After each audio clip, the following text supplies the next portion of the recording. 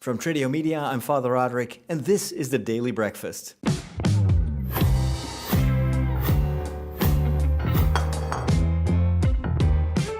Hey, and welcome back to a new episode of the Daily Breakfast, and I am super excited. I'm recording this on Monday, and I get to take one of these. This, ladies and gentlemen, is a small translucent capsule, and it contains a super doses of vitamin D. We've discovered that the lack of vitamin D was causing all my fatigue, and I took one of these 2 weeks ago. Now it's 2 weeks later, I can get another super doses. And if it works as well as the first time, it changes everything. It was as if I was reborn. It's just incredible how much of a difference it made. Before that, I was constantly tired, and once I took this, it started to work almost immediately. That's probably because the deficiency was so big. And it worked for about 5 days, I think, where I was never tired. I felt like the old Father Roderick. I could work from the morning until the evening. I had plenty of energy. I slept well, which was also an interesting side benefit. And so after about 5 days, the effect started to decline, and then 2 days later on Sunday, I was back to the old situation where I just couldn't stay active for more than half a day, and I spent most of the Sunday sleeping, which of course I don't want to do. So for me, it was absolute proof that vitamin D deficiency was at the root of my problems. And so in order to survive until the next super doses, I bought some extra vitamin D. These are just small daily doses. And as soon as I started to take these, my energy came back and I was able to function normally. I never knew that, that vitamin D could make such a difference. So I've got 2 more capsules, so 1 today, and then 2 weeks from now, I take the last one, and then I just have to supplement on a daily basis, like I'm already doing right now. Well, this whole process kind of made me think of one of my favorite comic book series. When I was a child, I love to read comics. I love to read in general. I was always at the library, and when I was tired and I just couldn't focus on the regular, usually sci-fi or fantasy books that I was reading, I'd love to read comics. And my favorite series was about this small village in Brittany, in France, 50 BC, about Asterix and his friend Obelix. And so it tells the story of this small village that tries to resist the Roman occupation. And the only reason that they've been able to withstand the Romans is that they have a druid in the village. And in French, he's called Panoramix. In the English translation, he would be, I think, Getafix, which is brilliant. All those names are usually wordplays. And he brews a concoction that gives these villagers superpower. So as you can see, Asterix in the foreground here, he's beating up some Romans. He's a very small guy. He's very smart, but he's also very small. His friend, Obelix, is a massive guy, and he doesn't really need the magic potion because he fell in a kettle while the druid was preparing that potion when Obelix was still a child, and so he's got permanent superpowers, whereas Asterix always has to take a sip of that elixir. And what I love about this comic book series are all the historical references. So it was created by René Goscinny and Albert Uderzo, and it was a French-Belgian comic book series. I think they drew this first album in 1959, and then they continued to issue albums sometimes every year, sometimes every 2 years. And at one point, Goscinny, unfortunately, I think it was in 1977, he died. And Uderzo, who was the one who was always drawing, he took over also the storytelling. And when he got too old, he passed it on to a new generation. And so these stories continue to be created, but I have to say the later, the more recent albums don't have the genius of the first series.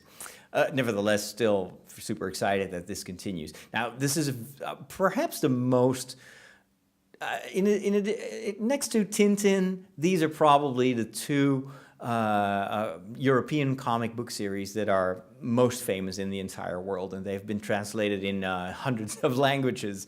And what's so cool about this series is that there are so many word plays and jokes, and they translate everything in different languages. And so the names and the jokes in the Dutch version of Asterix are very different from the French original or the German translation or the English translation. But they do a terrific job. They spend extra care to make sure that the jokes are kind of localized. The stories are also a lot of fun. There is one album in which Asterix and Obelix actually go over to the United States. They're on a boat and they get into a storm, and before you know it, they're in the U.S. So they discover the U.S.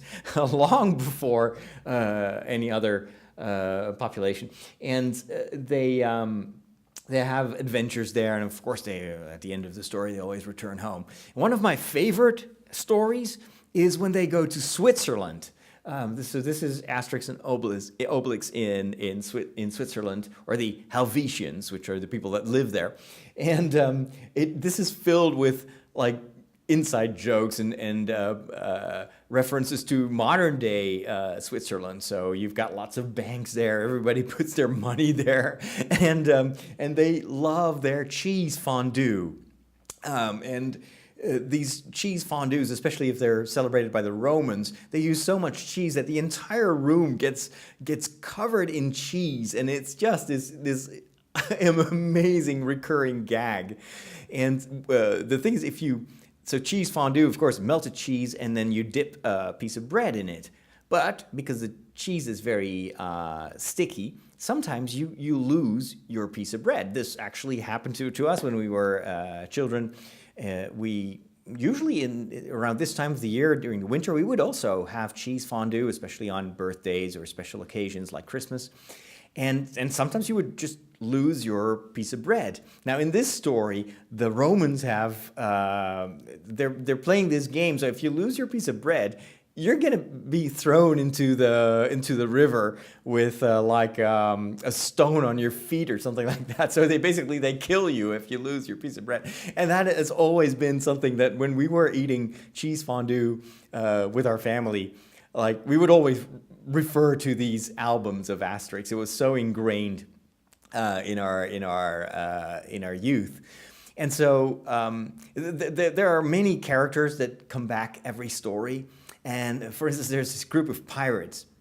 It's absolutely amazing. Of course, pirates are supposed to be very menacing, but these pirates always fail. And because every time they want to board the ship, they discover that, oh, wait a second, it's these guys from the little French village again. And so they get beaten up, and then their boat sinks. Every single album that happens.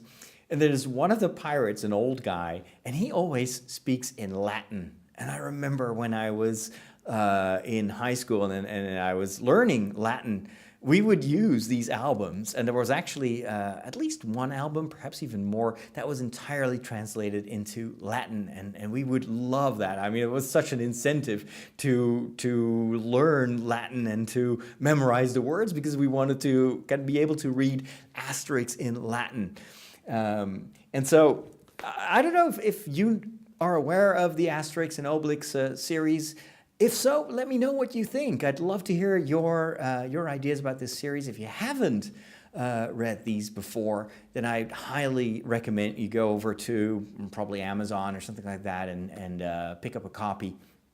They probably are also available in digital format. I haven't checked.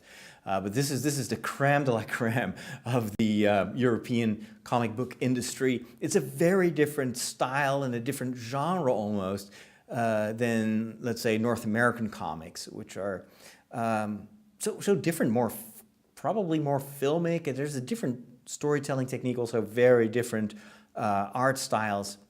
But if you want to get to know kind of the European comic books scene, then I'd highly recommend Asterix and Obelix. They've been so influential on on the way we tell stories here in Europe using comic books that, I mean, this will be probably an influence that will last for centuries.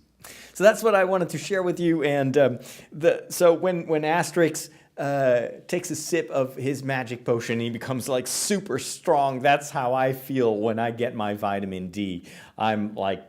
I'm powerful me again, and I couldn't be more excited. So thanks to my patrons over at patreon.com/Father Roderick. If you want to join them in supporting my work, then I'd love it.